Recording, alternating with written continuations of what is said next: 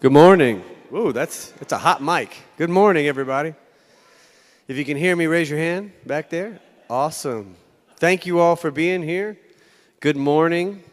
Welcome to Myers Park Baptist Church. For those who weren't able to be in worship, this is an exciting forum this morning, something I've been looking forward to for quite some time with great anticipation. We are here to hear from Jarrell. Before I give an introduction of Greg, though, I do want to give a quick moment of pastoral preface. I think I need to do that. Greg can talk to me about it later. But I want to say, before we get into this and we hear from Greg, some of you have already heard from Greg at other events, but Greg is here in this space today to talk to us about his book and how it pertains to us in Myers Park Baptist Church. The story of urban renewal is not just a story that impacts First Baptist Church, Charlotte, but it's a story that impacts Myers Park Baptist Church. So this is also our story, whether we want to or whether we have claimed it or not yet. Our members and clergy were involved in urban renewal. We did not benefit from it by moving our church into that community like First Baptist, but we raised our voice, clergy, members, on the wrong side of history. And so I hope that you'll keep that in mind today as you listen. White liberals like us are not immune to having bad theology that leads to bad policy. And all of us are susceptible of making mistakes. So I want to give you that preface as we listen intently today to pay close attention to the words that Greg is sharing and how they pertain not only to the story of Charlotte, but to the story of this church. We good on that? Okay, all right. Take a deep breath.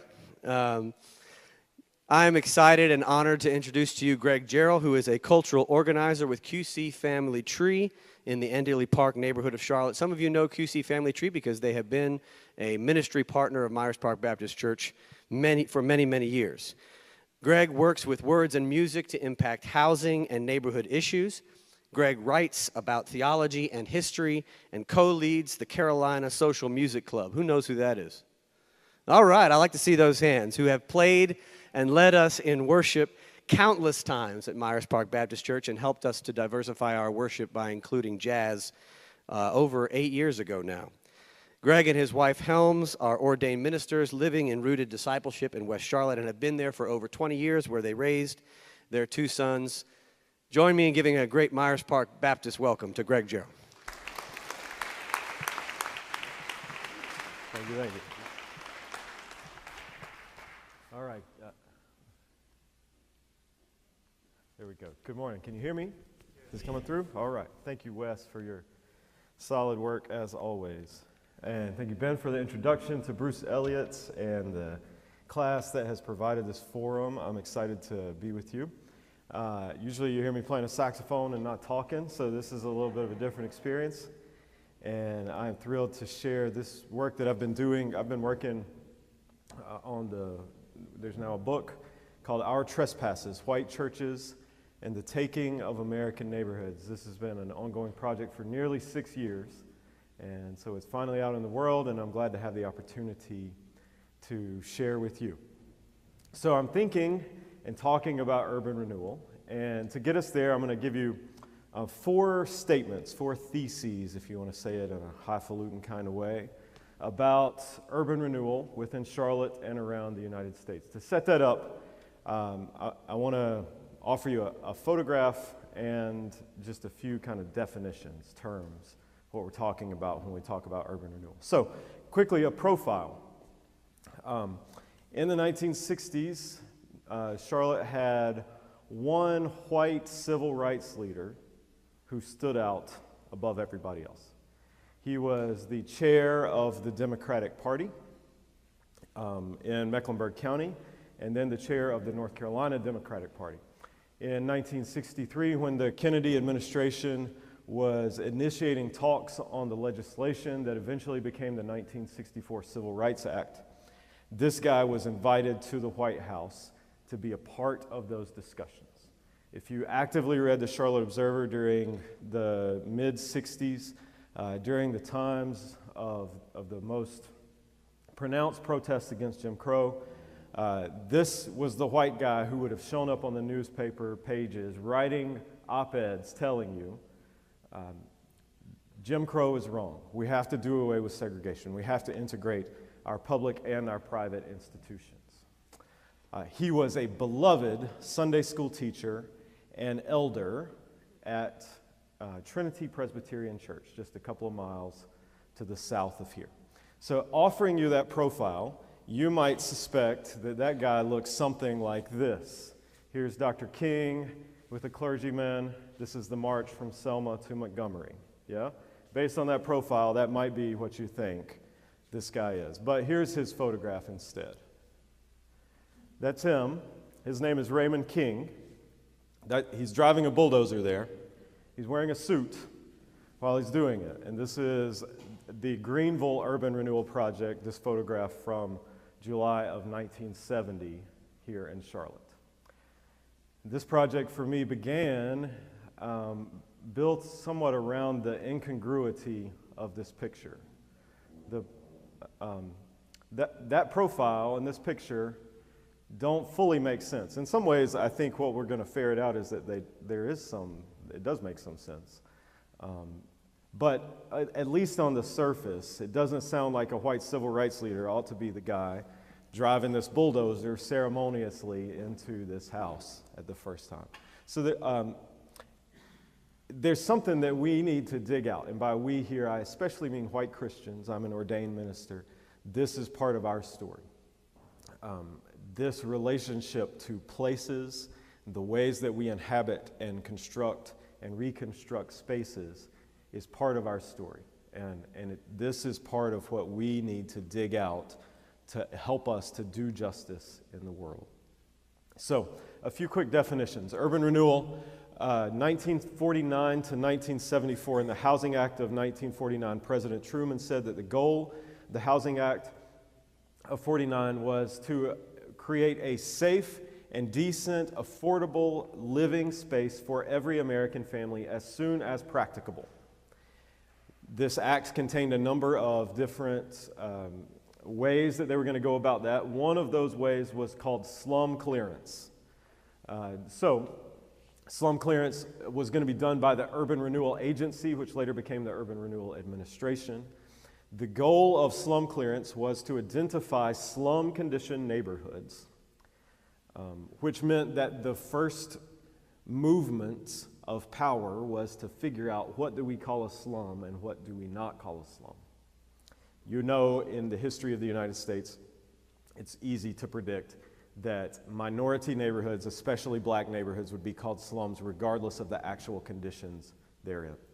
So over 25 years, this act, this Urban Renewal Administration persisted. In urban renewal projects, the U.S. government would pay 2/3 of the cost of clearing an area that had been declared blighted beyond repair. Local governments would pay 1/3 of the cost, and you could just take whatever area you could declare by state laws was blighted, derelict, decrepit beyond repair. Over the course of those 25 years, there were more than 1,200 municipalities around the country who accessed urban renewal funds through the Urban Renewal Administration. They cleared about 586 square miles over the course of those 25 years with these funds. That's half of the size of the state of Rhode Island.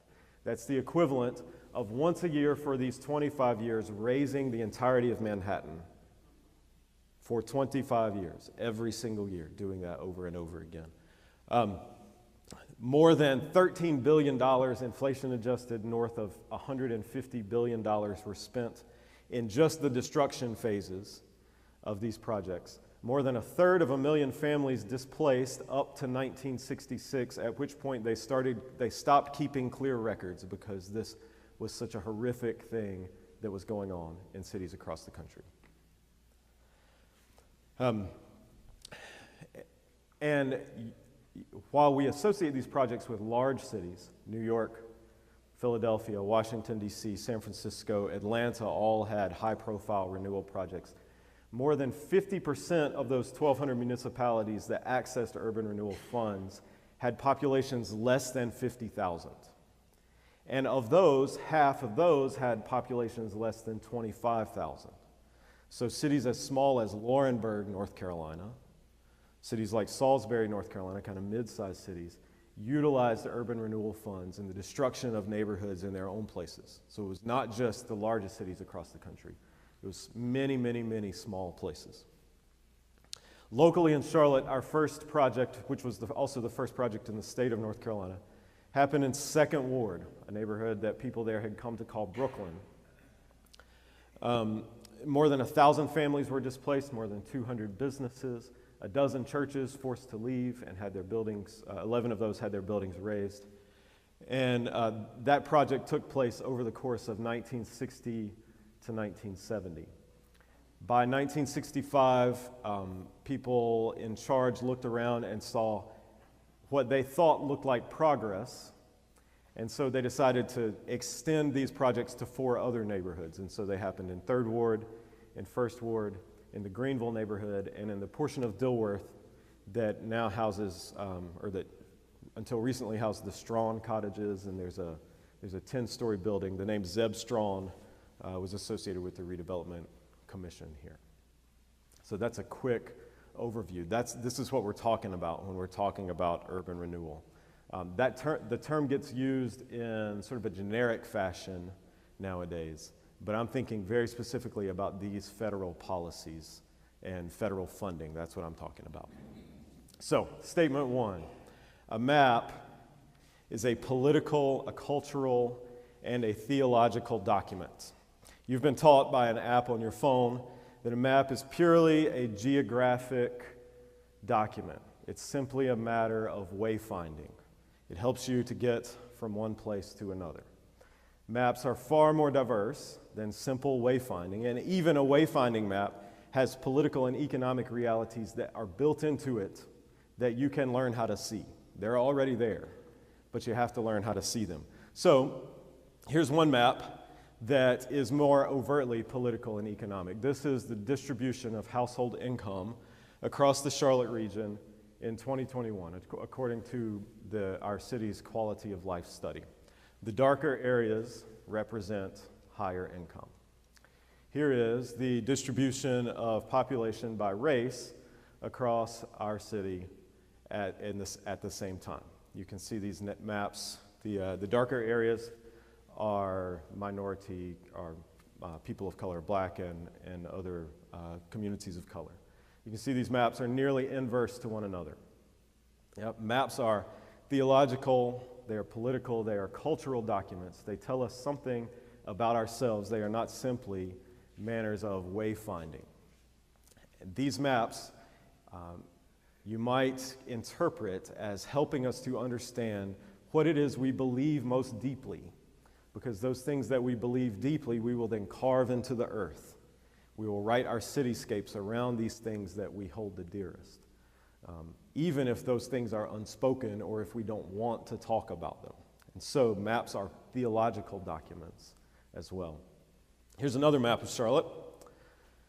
This is the 1938 redlining map of Charlotte. I won't go, for time's sake, into the full story of redlining. You're probably somewhat familiar with this. This map, again, from 1938 during the Great Depression.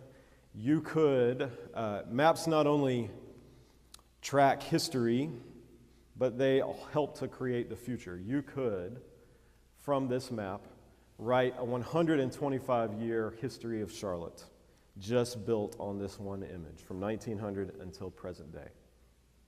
This map was created by 12 white real estate men here locally, one of them named Lex Marsh. If you're familiar with the history of this church, you'll know him as one of the 12 founders, remembered as one of the 12 founders of Myers Park Baptist. So here's the map that has been my obsession. Here's Center City, Charlotte. I don't have a little laser on here, do I, Wes? Do I? Oh, look. All right, so there's the square right there. And this is 2nd Ward. This is the Brooklyn neighborhood. And right about there is what I'm taking to be both the political and the theological center of our map. It's 3rd and Davidson. On one side of the street, the Charlotte-Mecklenburg government center, our 10-story tall city hall, county hall, office buildings, etc. On the other side of the street, First Baptist Church of Charlotte. When it was constructed there, at that time, it was probably the most powerful cultural institution, you might say, in the city of Charlotte. And so right there, fused together onto our map, the seat of political and economic power in our region, the seat of theological heft within our region. That landscape has changed a little, or that theological landscape has changed. First Baptist doesn't quite wield the same influence they did at that point. And so so that's the map we're going to work from. Statement 2. Creating or recreating a map is, and at the same time, requires theological work. So let's grab a few pictures from Brooklyn real quick.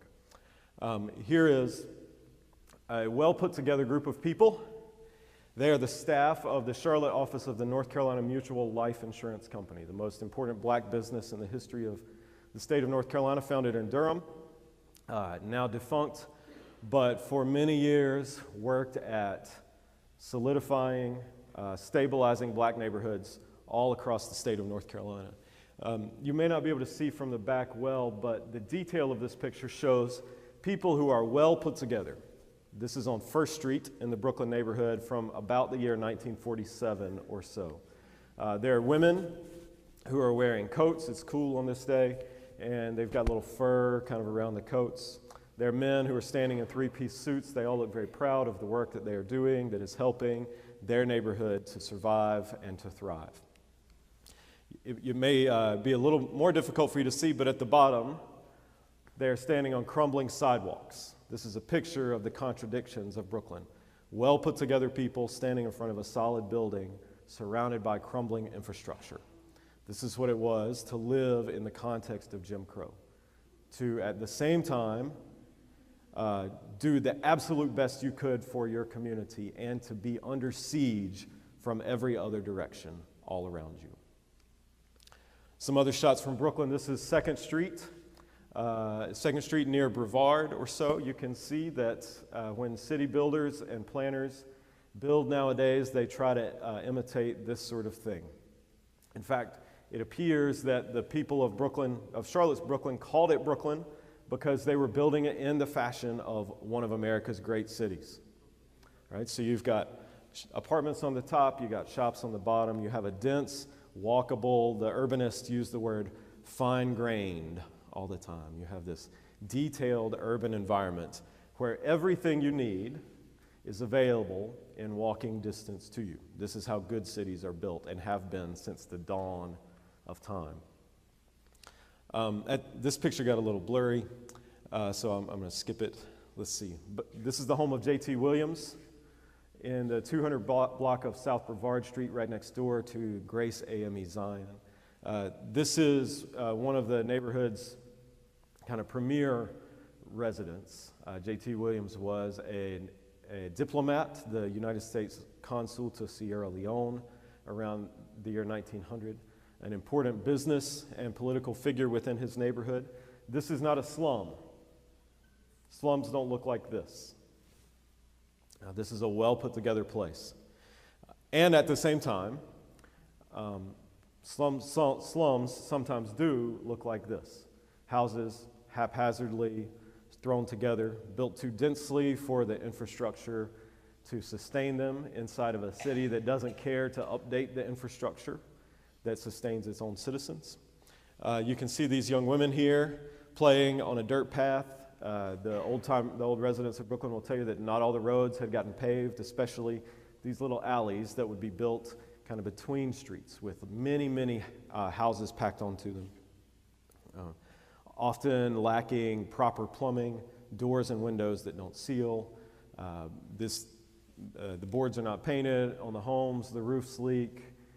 There's no insulation underneath them, no way of keeping the drafts, so it's always hot during the summer, it's always cold during the winter. These are not the conditions that you want to raise your children in. These are not conditions that you want your neighbors to live in. But these so-called slum clearance projects didn't aim to solve these conditions, merely to tear them down and to relocate them elsewhere. Urban renewal was, above all, a land grab. It was not an attempt to fix the exploitative nature of landlording in American cities. This is the building at Friendship Baptist Church, the corner of First and Brevard. Today, the NASCAR Hall of Fame sits on this land. So among some of the theological work that was being done at Friendship, which was founded in 1891, was the construction of this neighborhood, the building up of the neighborhood and its citizens. That is theological and political work, and Friendship had set about doing it. Black churches, within the context of Jim Crow and before that, the period immediately after slavery, served as cultural centers. They served as schools and education sites. They served as political organizing sites. They served when resistance movements came along, they got organized inside black churches in many cases. They served as places of social function, right? So everything that happened inside black communities, black churches were in some ways generally kind of a part of all this goodness being built. You can see here the people, this is 1963. Here are the Sunday school classes at Friendship gathered outside their building. This is just before they're going to lose this building, and they're trying to remember it through many different pictures. In your archive room downstairs, just below this hall, you'll find pictures like this of little white kids outside Myers Park Baptist doing various things. This is not extraordinary. This is very ordinary human stuff. Just very ordinary. Taking pictures outside of a beloved place. Yeah. Here's the inside of Friendship in November of 1960. It's a little bit dark. I wish I could lighten that up. But let me tell you what's happening. So there's Pastor Coleman Carey right there, a longtime pastor of that congregation. He was also a member of the Charlotte-Mecklenburg School Board during the late 60s.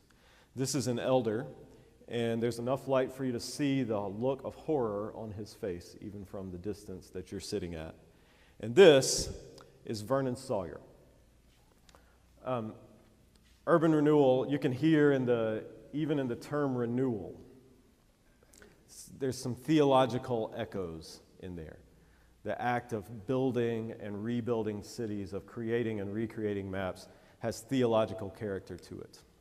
And that's Vernon Sawyer. This is November of 1960. He arrived at Friendship that morning, and when he got there, they didn't know that he was coming. Pastor Boswell, if someone showed up to your church this morning and said they needed to speak from the pulpit and you were not aware of their presence before they arrived, how was that going to go for them? Not going to happen. Far less so for this white guy in a black congregation, right? So he throws his power around. I was a member of Friendship, Helms and I, for about a decade. I can assure you Pastor Jones was not letting me anywhere close to the pulpit unless it had been well choreographed in advance. So he arrives with a Charlotte Observer reporter and a photographer in tow. They don't know that he's coming. And he asks for the opportunity to speak to the congregation, and he tells them the hour is getting late for you to determine where you will be moving your church to. But not only did they not know he was coming that morning, they did not know until this Sunday in November 1960 that they were moving their church. What had been plainly communicated through city council, through public communications, was that the homes in Brooklyn, more than 1,000 of them, would be torn down, that the people of Brooklyn would be moved. The preachers in the churches had gone in front of public bodies to argue about this, saying, if you remove all of our neighbors, who will attend our churches? So Vernon Sawyer, a Methodist, shows up this morning and says, the hour is getting late for you to determine where you will be moving your church. And then, the theological part, he says to them, I want you to consider that somewhere in the vast expanse of time, it is you who have been chosen to lead our city at this crucial hour. That's God talk. You are the chosen ones. Chosen for your own destruction. Yeah? So this entire movement within the federal government always has these echoes in the ways that it's enacted within local places. It has these echoes. We're going to create new life where people are simply dying. It doesn't matter that that's not the truth of people's lives. This is the theological narrative that's being put forward. So that's 1960. I want you to know that by 1962, things weren't going well with urban renewal in Charlotte. Mayor Brookshire, a member of Myers Park Methodist, just a little bit up the street, the chair of the Redevelopment Commission, which is so Vernon Sawyer was the executive director. He was the hired staff person that worked on this 40 hours a week. The appointed community member was named Elmer Rouser, who was a member of Christ Church Episcopal, just a few blocks from here. So they had figured out this is not going very well. For one, there was a lot of backlash. The backlash came from organized and disorganized black groups, including churches, including the NAACP. The backlash also came from white conservatives who said, this is government overreach. They said, and I should be specific, not they were represented by a man named Martin Waters, a commercial real estate agent who's a member at Myers Park Presbyterian. Still is. So they said, this is government overreach. They said, you're promising us something that's not actually going to turn out. This is going to cost us a lot more money in the long run. And they said, there are many elderly women who rely on rental income from the Brooklyn neighborhood as their primary source of income. In other words, exploitation is profitable, and we need to keep it up. Yeah? And it was not just elderly women. Martin Waters was well invested in the Brooklyn neighborhood, as was Lee Kinney, who helped to draw the redlining maps, who then did negotiations for the Redevelopment Commission. Right? Lots of folks had their hands in making money off of this space. So the liberals, like Stan Brookshire, by 1962 said, this isn't going well. We've got to do something about this. The federal government said to Stan Brookshire, this is not going well. We're cutting you off. You'll receive no more money. One of the primary reasons for that is because Brookshire had declared, we're going to tear down these 1,000+ houses, but we're not going to construct any new housing. The only new housing that was constructed was a jail. They said, we're not going to construct any new housing. The market will fix it. The market will fix it. So the federal government by 1962 says, we're done with this project. You won't receive another dime from us until you have plans that you can show us, good plans for building new housing. 1 week later, Stan Brookshire was mailing off new plans for building new housing. Anything to keep the money flowing. Yeah. But they also had a PR issue in front of them. And they needed some people who could go out and do PR for the urban renewal campaigns because they were gaining a bad reputation. They needed to change the public narrative. And this is one of Brookshire's specialties. So he employed a new committee that was called the Citizens Committee on Urban Renewal. And one of the most important men in this committee was a member of this congregation. His name was Med Frank McNeil. I've not encountered anybody who remembers Med McNeil. That's what he looked like. Any old-timer Myers Parks folks around? You remember him? Yeah. All right. All right, there we go. Good. So there you go, Ray Owens. I'm not making this up. Med McNeil seems to have been one of the most energetic retired people you could ever find. And he kept detailed notes. He's an archivist and historian's dream because he kept very, very detailed notes. He was an active member of the Dilworth Rotary Club. He was an active member of this congregation.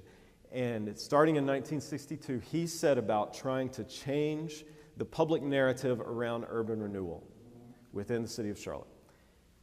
The primary way that he decided to do this was through beautification projects. So I'm not going to belabor the point. You can read about it in the book, but I just want you to get the incongruity of that. In 1967, the bulldozers are running through the Brooklyn neighborhood. And in 1967, Med McNeil is still organizing beautification projects, picking up the trash in the Brooklyn neighborhood. This doesn't make sense, right? You with me? And he organized these things in something like 25 or 30 neighborhoods around the city as a way of changing the public narrative. And you can be assured that the Charlotte Observer bought it hook, line, and sinker. They were ready to go on these good pictures of people working together to clean up their neighborhoods.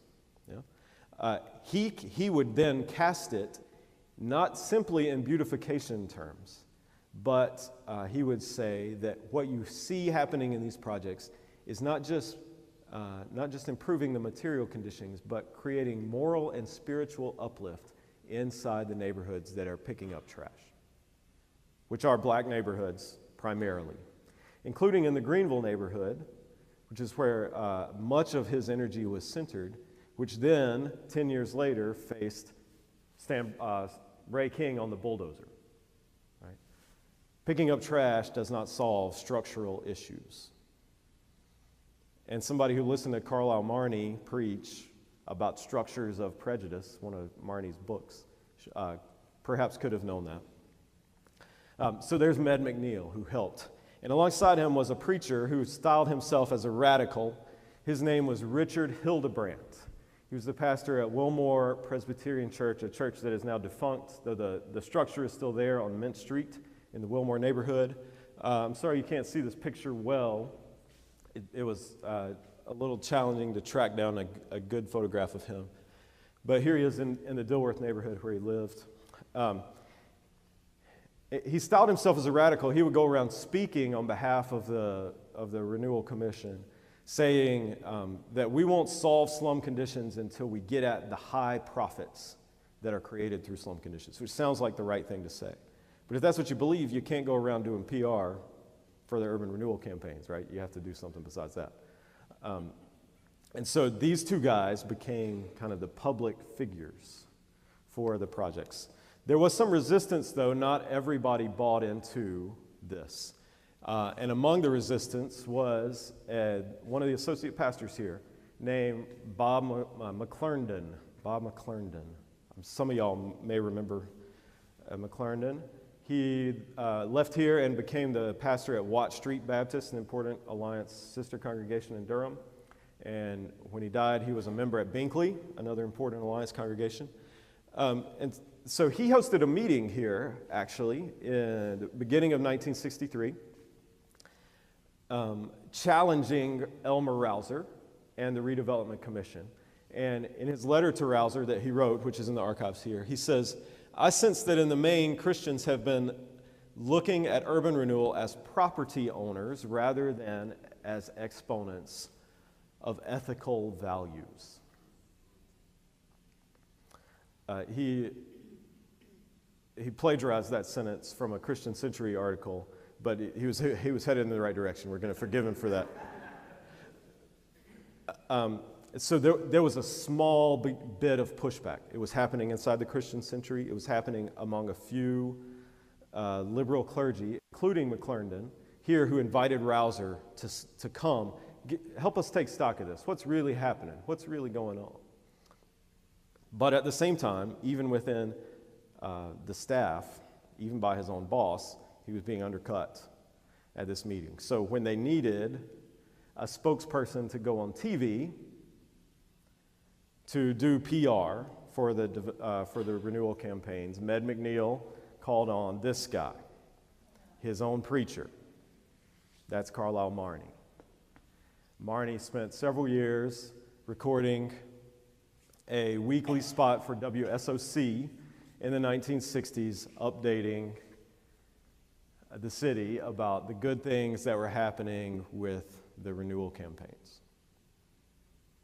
He was accompanied in a confusing thing that we'll have to tease out some other time. At times, he was accompanied by Pastor James Wirtz of St. Paul Baptist Church, which was one of those Brooklyn churches that eventually was taken and torn down.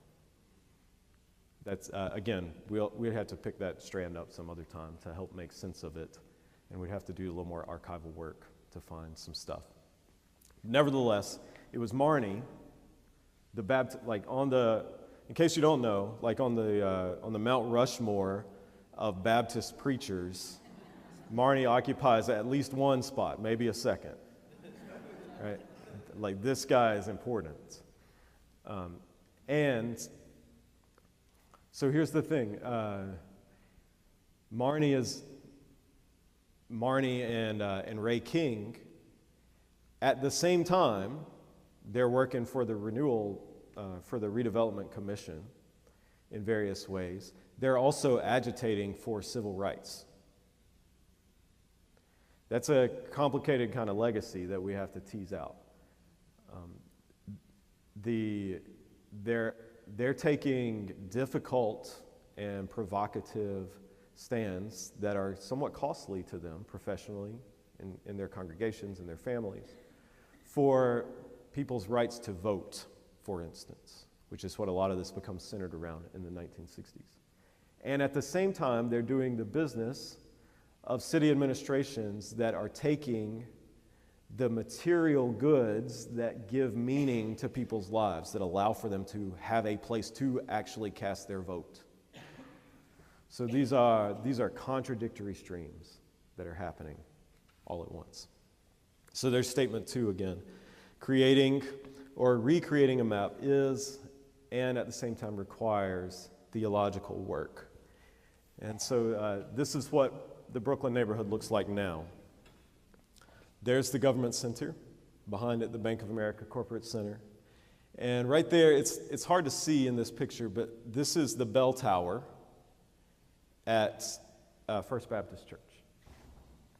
And this is Marshall Park in the foreground. The bell tower is called the Carswell Bell Tower. Anybody remember Guy Carswell? Yep. Another Myers Park member who gave, his widow gave a significant amount of money to help construct that bell tower. Lived across the street right here. Yep. Yep. So you can see here's the fusion of theological and religious power, and today they've created one of the most underutilized public spaces in all of Mecklenburg County. You can walk through Marshall Park at any time of day, and you'll be the only person walking through Marshall Park. You know, it's terribly, awfully planned. All right, so statement 3. Christian theology has resources to support both the desecration and the redemption of places. First Baptist Church, 1963, nearly breaks apart over the question of whether to join white flight. They had 16 acres that were awaiting them at the corner of Runnymede and Sharon. Not far from here, just on the other side of the country club, really. And so 16 acres there, and they nearly break apart voting on whether to move to Runnymede and Sharon or not. The stay downtowns win it, but the suburban folks say, we need a new campus, and especially we need parking. We have to have more parking. In their archives, parking comes up all the time. We have to have more parking. Their old building is at 7th and Tryon. It's now Spirit Square, by the way, if you need that context. If you've been to a show at Spirit Square. No, so the theater that was their sanctuary is still there. And it is the education wing that was behind their sanctuary is now gone. The theater that was their sanctuary is still there, and it's being upfitted now. So at First Baptist, they have this big fight, and then they take a little time off, and then they start flirting with the Redevelopment Commission, who willingly and actively flirts back. The rule in the nowadays, they say the feminist ethic of consent is if it's not a hell yeah, it's a no. Well, for the Redevelopment Commission and First Baptist Church, it was a hell yeah. They were both all in to this, and you can see it coming out during in the newspaper. So they'd have a building committee meeting. Y'all have a building committee here? There's like a building and grounds something. Yeah, facilities, you call it. Yeah, so I bet you that when you have a facilities meeting, you don't go call a reporter at the newspaper who's eager to put the results of your facilities commission meeting in the newspaper the next day. But that was happening at First Baptist Church. So they're getting excited because they're flirting with the Redevelopment Commission. They're going to buy 9 acres at the corner of 3rd and Davidson. And so when it comes down, I'm fast forwarding. All the details of this are in the book. They're fascinating to me.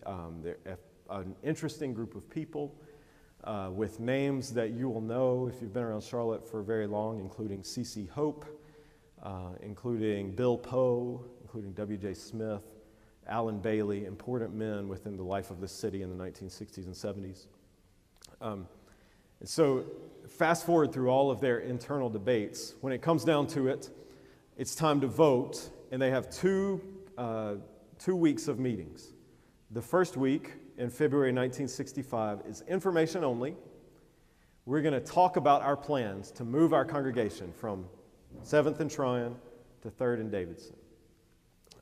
And this is theological work that we're doing in understanding who we are in the context of this. So they have their discussions, they have their information, the meeting goes on for 3 hours, and then they sing a hymn, because that is theological work. This is how you learn to understand yourself. This is how you learn the stories. The hymn we sang this morning listed the names of all the disciples, and then it listed the names of the women, and it helped us to internalize the stories of the Gospels. That's what hymns do. So when it was time for them to sing a hymn before they were going to vote about moving to the Brooklyn neighborhood, the hymn that they sang goes, "Lead on, O King eternal, the day of March has come. Henceforth, in fields of conquest, your tents will be our home." And it ends, "Your cross is lifted o'er us, we journey in its light. The crown awaits the conquest. Lead on, O God of might." And then the next week, they came back and they had a business meeting and a worship service that were all joined together. This was a big and exciting day for First Baptist Church. Their pastor was named Carl Bates.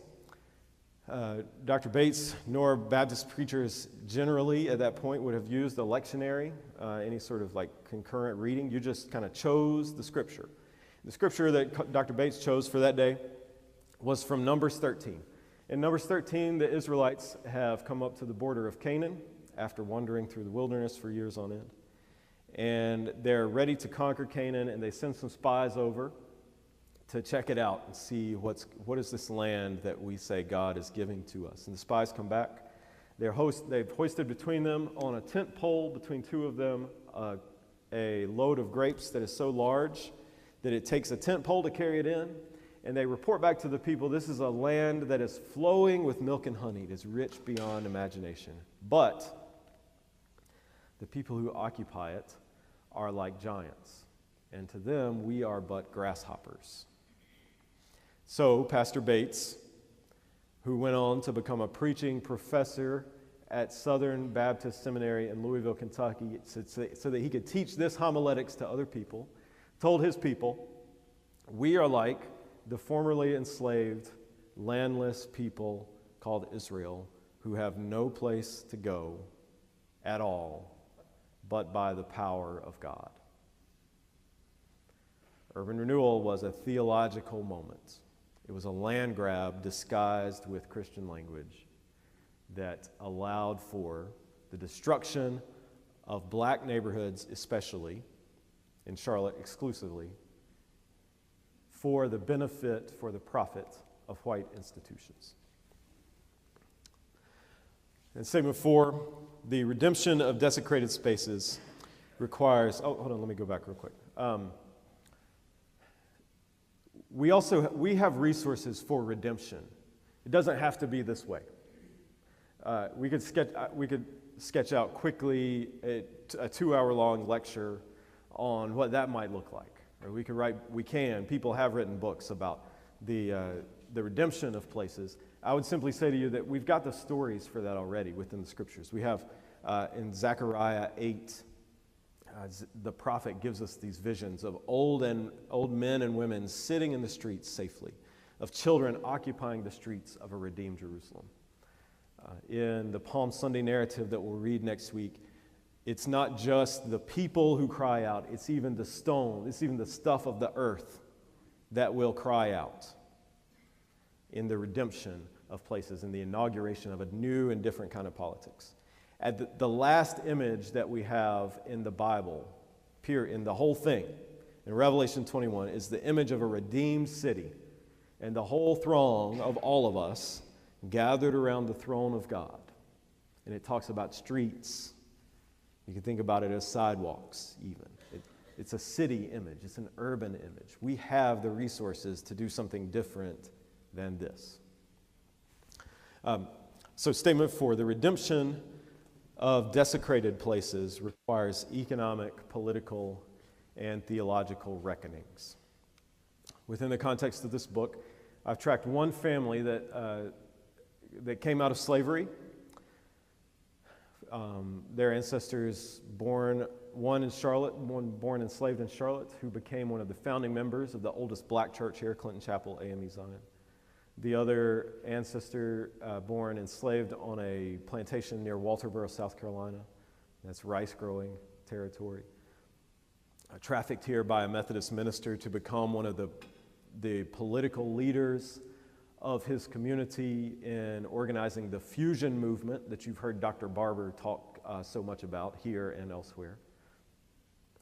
So significant figures who became who became among the earliest black landowners in the Brooklyn neighborhood. Fast forward years later, First Baptist built their sanctuary on top of this family's home at 625 East 2nd Street. Their names are the Norths, Abram and Annie North. Their story is documented well in here. It's a fascinating and important story of Charlotte history that's gone untold prior. And so making repairs requires some economic work. So here's a picture of the sanctuary at First Baptist. This is their newer sanctuary, not the first one that I just referenced. In 1965, they purchased these 9 acres of land they sit on for about $4 million. That's an inflation-adjusted number. They paid $465,000. Today, that's slightly north of $4 million. The 2023 valuation, that is the municipal valuing of that land, said the land itself, without the structures, valued at $34 million. The market value of that's probably near $90 to $100 million. This is why you invest in real estate, right? This is why people put their money in real estate. So it's appreciated, depending on who's valuing it, 1,000 to 2,000%. A massive redistribution of wealth. Here, when Abram and Annie's descendants moved, their fourth of 11, her name was Hazeline, she inherited the house. She moved to 2028 Oak Lawn Avenue, right across the street from First Baptist West, our black First Baptist Church, which is another story for another time. Let's see what happened there. So they bought for, in inflation-adjusted dollars, $59,000. In the 2019, my animation got all messed up here. In the 2019 valuation, they had bought for $59,000. In 2019, it was valued by the county at $56,700. their property had depreciated over 60 years. First Baptist property had appreciated by nearly 2,000%. The North property had depreciated. So making the connections is not going to be easy. It's not going to necessarily be one-on-one. In the spatialization of race, black neighborhoods are devalued because black people live in them. That is the condition of white supremacist societies. Nevertheless, I think this is suggestive if you, and I apologize for my messed up slide here. The 2023 valuation went up, it nearly doubled. What's changed on Oaklawn Avenue is that white people have started moving there. That's why the value is different. And so if the North still owned that portion of First Baptist land, it would be worth about $1 million. And the place that they moved on Oaklawn Avenue is worth about $100,000. So that is the redistribution of wealth, right? That is the taking by brutality and by the, what's Hannah Arendt's phrase? The banality of policy. Just boring old policies that over the course of 60 years have wiped away the wealth of one family. And First Baptist sits on the land that was occupied by about 50 families. And the Brooklyn neighborhood was occupied by more than 1,000 families. And these projects happened in 1,200 municipalities across the country. Massive debts that we have inherited. So, writing checks is part of the work that can be done. And we can figure out some approximation of maybe what those checks ought to say. We can find the descendants. I've interviewed them, the descendants of the North family. We could find the rest of those other 49 families, for instance, sitting on where First Baptist now sits. But just like there's economic work to be done, there's also cultural work to be done. The hymns that they picked at First Baptist were not accidental. They were the perfect hymns for the day. They were exactly the right ones. And so what has happened in the intervening 60 years, and I've got to wrap up really fast so you have time to talk back to me. What's happened in the intervening 60 years is that churches have forgotten. White institutions have, let me change that. White churches have forgotten. White institutions have forgotten. When we've talked about Brooklyn, we've talked about it in a generic sense without knowing the details. Because when you talk about it in a generic way, then we can all stand back and be horrified without having to recognize what I recognized in the archives at First Baptist when I discovered the business meeting minutes where they outlined, here's the hymn that we sang. It was a conquest hymn, Lead On, O King Eternal. I didn't have to go look it up. I could sing it. I grew up in a Baptist church. I knew it well. This stuff still lives inside of our congregations. It still lives inside of our institutions. That incongruity that Ray King, the good white liberal, the beloved Sunday school teacher, would have been driving that bulldozer, that lives inside of us and our institutions as well. The patronizing language that came from pulpits around the city about how destroying these neighborhoods would be to the spiritual and moral uplift of their residents, that still lives inside of our theological culture as well. It takes a long time to change cultures. And the most important thing we can do along the way is not to pretend that we're innocent. Instead, to recognize that we've inherited this. It lives inside of us also. So taking from my mentor, Ched Myers and Elaine Enns, and who were here, visitors here a few years back, you may remember their visit, call these moves to innocence or strategies for convincing ourselves that we aren't responsible for or to history. Institutions confer rights and they confer responsibilities across generations.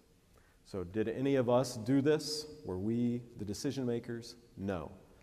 Are we responsible for institutions? Yes. And institutions carry responsibility across generations when individuals cannot.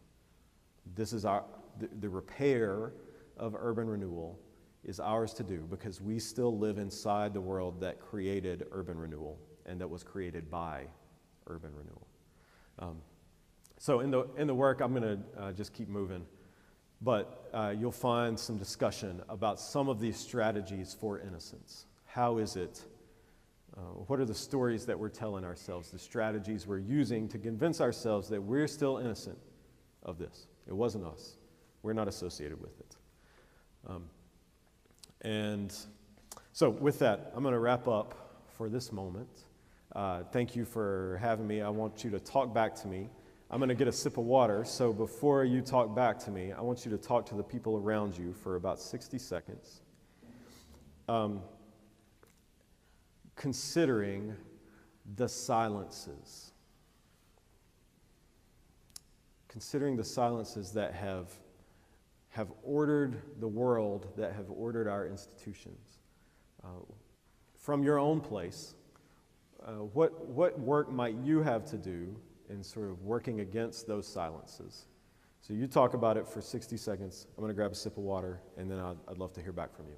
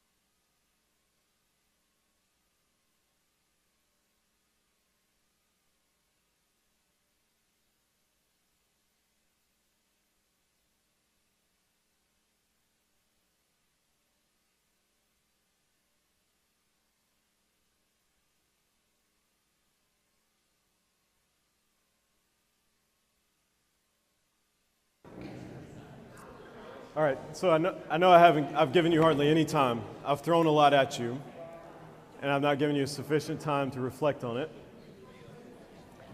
But it's about 10 past 12, and I can hang around, but some of you might not be able to. So I want you to have a chance.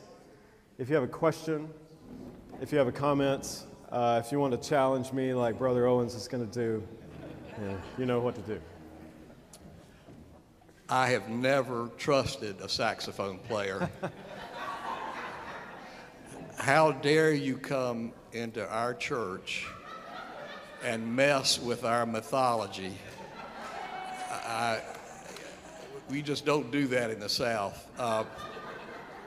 Greg, this is a gift, a tough gift. Your intuition, whatever sparked this, God be praised that you took it on. What would you have done if you had been in Charlotte in 1962 as a believer? What would you have done differently? This age-old issue of the context of the age, the patronizing, the I know better for these communities, but what would you have done? Because to me, part of that is part of your work. What do we now do? Make sure we're not caught in our historical circumstance. But thank you for this gift. Yep. In 1950, the local NAACP introduced a 10-point plan for the repair of black neighborhoods in Charlotte. One of those points included the words slum clearance in the Brooklyn neighborhood. What they meant by slum clearance and what the federal government meant by slum clearance were very different concepts. So what would I have done? I probably would have been following Carlisle Marney. Like, that's just the honest truth. But what can we do differently? Is that the communities that are facing the issues of exploitation by landlords, by police, by the court system, it's by all of our systems, often have profoundly good ideas about the source of the problem and what might repair it. And I thought many, many times as I was doing this, that if folks had listened to the NAACP in 1950, then what happened in 1960 could have been avoided altogether, or things could have turned out very differently. In the same way, you saw that picture of Coleman Carey, the pastor of Friendship, right? That horrifying photograph. I just think that Coleman Carey would have had different ideas. I don't think anybody really anybody with power that could have made a significant difference just didn't pay attention. So there's the first thing that I think we have to do, the most important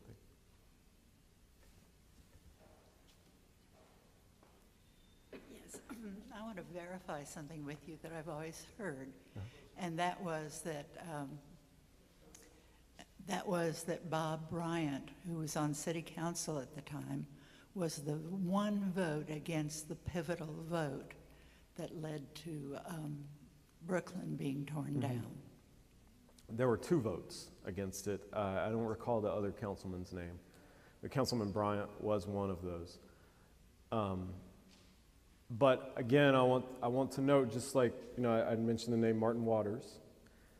Most of the opposition to it from the white elite was not out of compassion or concern. It was because government overreach. It was not motivated by decency. It was motivated by the question of power and how is it rightly exercised. A nice companion book to your book would be a book called Tomorrow's Bread. It was the community read. It's historical fiction, which isn't my favorite genre, but it was very well researched, and it was about the people who lived in Brooklyn and the demolition of that. And when I started working at Metro School, my assistant grew up in Brooklyn. She went to the high school that Metro stood on. I was telling my table, we went down into the basement underneath the gym, and they still had the playbooks for the football team on the blackboards down there. Her house was where the education building and Marshall Park were. And she still missed that community. And they still got together a lot. But what Tomorrow's Bread said, I haven't read your book, completely aligned with that. The author is Anna Jean Mayhew, M-A-Y-H-E-W, who is a white woman who wrote this novel and earned the respect of Brooklyn descendants along the way. It's very well done. My co-table here said that I should have included this. There were apparently fires in Brooklyn at various times, but the fire department was slow to respond. So it was a whole infrastructure that wasn't going to do one blithering thing to help the community. Yeah, that's right. The infrastructure was wholly insufficient. And that is, people in Brooklyn paid their taxes, right? They financed their own oppression. So not only listening, but like that still happens. We still live inside the story. The details are different now, right? So we can identify where's that happening now. There are lots of places. I would say small towns like Hamlet, North Carolina, for instance, devastated. Like that's the new site of this kind of oppression. Hi. Good to see you again. Good to see you. I love the book. I finished it yesterday. And I wanted to thank you for your piece around your desire to find the shadow, right? The dark source, that there was something wrong, that, First Baptist had done something illegal or underground, the part I'm talking about. Yeah. And there was nothing. Right. So I just, they didn't do anything illegal, right? I think it's really important to think about that, especially now, Yeah. because I suspect there's tactics are important for us to be conscious about now, that what's lawful isn't what God wants for Yeah. us. Yeah. It doesn't meet the call for Christians. Yep. So Yeah, I think it's a comment, not a. Yeah, thank you. Thank you. Other thoughts? Questions?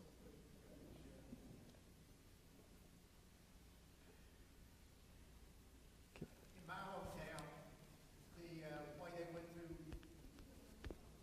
Can you, we have people online and some people need the microphone to hear. In my hometown, it was a little bit different. They used the interstates to carve up the city. Uh-huh. So they just ran the interstate through areas which they identified like happened in Charlotte. Yeah, that's right. Where's your hometown? Knoxville. Knoxville, yeah. The Federal Highway Act, this is the Eisenhower administration, like 55, 56, roughly, worked in concert with the Urban Renewal Administration, but they were not the same thing. So frequently, the results of urban renewal projects was urban highways. 277 or Interstate 77 through Charlotte are our examples of that. But sometimes those projects were separate also. So they weren't necessarily one and the same, but they worked together as part of the same system and with the same concepts. So where the highways went were inevitably poor neighborhoods, especially poor black neighborhoods. I am overwhelmed too about the fact that neighborhoods were taken away, but I do have a complete different perspective on it. Okay. And one of the things that I want to bring up that I would like for you to think about was that the areas were extremely dangerous, and it was a time to break up danger. And as a matter of fact, one of the things that came up not long after that was the integration of schools and how we started busing. And then all the poor kids had to go to the rich schools, and the rich people went to the poor schools. And it was extremely effective, but then it came to an end. That is horrible. The fact that the school systems now are set up so that they're haves and have-nots, and they're a lot of Title I schools, a lot of schools that don't get any kind of government funding, and things like that. But I think that there has been a lot of things that have happened in our neighborhood, in our city, because I was born here, and I'm 72, so I was born in 51 and grew up here. But there are also some very, very good things that people have done to try to get this. And what the main focus on doing busing was to move people around so that they would move over to this area or move over to that area where it would not have all poor people, and I'm not saying just black people, I'm saying just poor people in the same area. And so therefore, and then it gets to be very volatile, because all of the poor people do have a history that is very, very hard for them to overcome.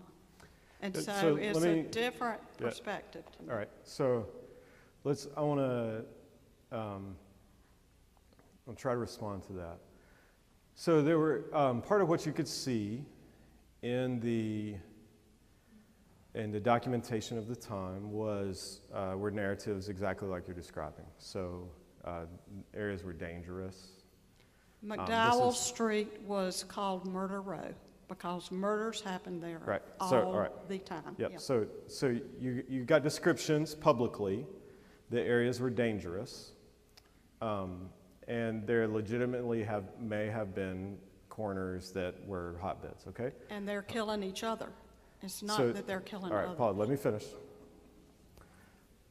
So you have this issue of let's call it criminal behavior. Y'all hang with me for just a second.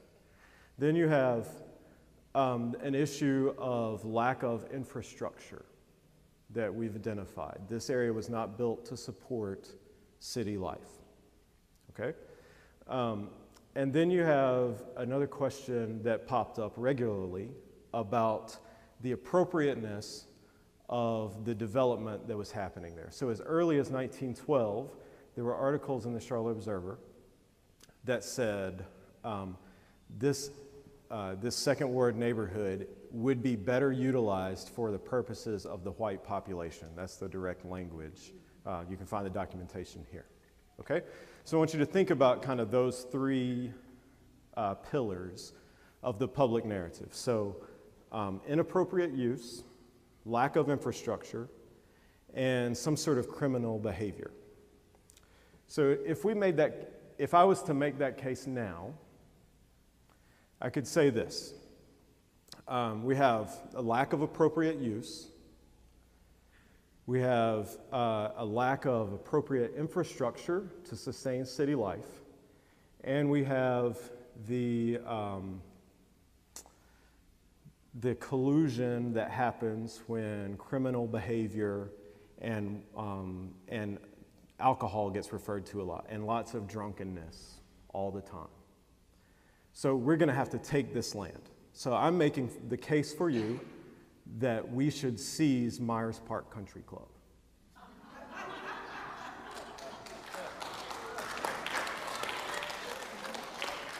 It is an inappropriate use of land in a growing city.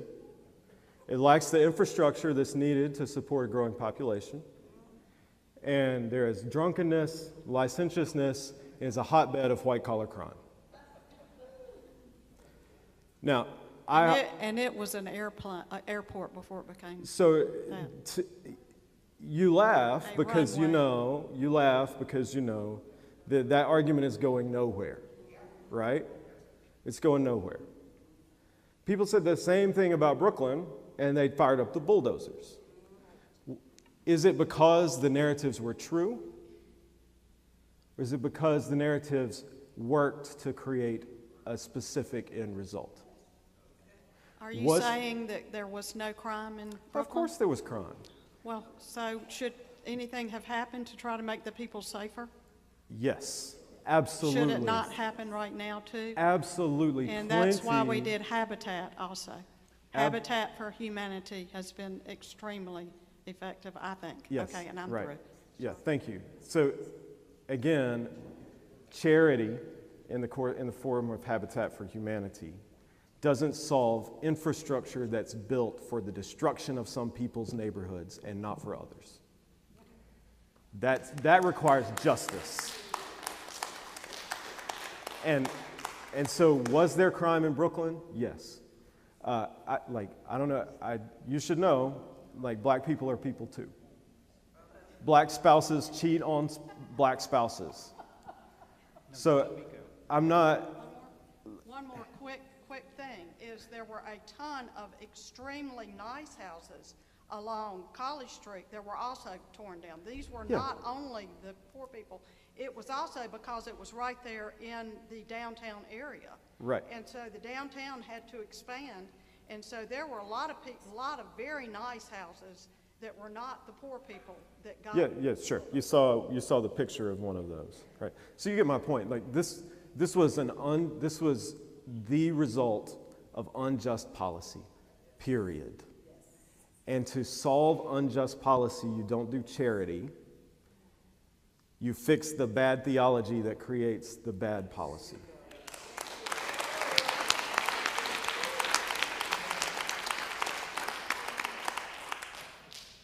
So, late in his ministry and in his life, Martin Luther King began to shift away from just strictly being about racial justice and so forth. He became interested in a broader theme, which was about poor people. And I think that was extremely prescient of him, and it alienated him from a lot of the people he worked with. I see in all the many, many years since then, I have seen how it is so much more, because so much of the power in our culture now is not local, it's corporate. And they're not as concerned about what color your skin is now as they may have been 50, 60 years ago. They're more concerned about the color of your wallet. And they are going to exploit anybody they can, and they do, and they start with poor people first. And we live, it's an offshoot of that, where we can't pay our school teachers enough money to live on and pay them, and pay for the supplies for the children to have in class. I don't care what neighborhood you're in. And yet we're talking about maybe a future stadium for that billionaire jerk down the street, And I like sports as much as anybody, but this is absurdly immoral. It should never happen. So as a response, and this will end it here. Thank you, Bruce, and thank you for the invitation and helping to make this happen. The black family that forms the center of this book, the Norths, Abram North was one of the local organizers of the Fusion movement. In case you've missed it, because they left this out of the history books for North Carolina students, the Fusion movement, 1894 to 1898, combined the electoral interests of black people across the state of North Carolina and poor white people. And when those alliances voted together, they remade the politics of this state. Abram North, forgotten as one of the instigators of that locally, right? But part of the goodness of this kind of historical work is that we can dredge up amazing stories that we did not know, that we would not have known had we not started digging around in archival rooms. And those stories can help to bolster the kind of work that you're talking about that has to be done. Multiracial, multi-class work for justice within our communities. We do not have to be dominated by corporate interests. It might seem a long way off, but when you work, and you work, and you work, and you work, then sometimes change can come really quickly. All right, thank you.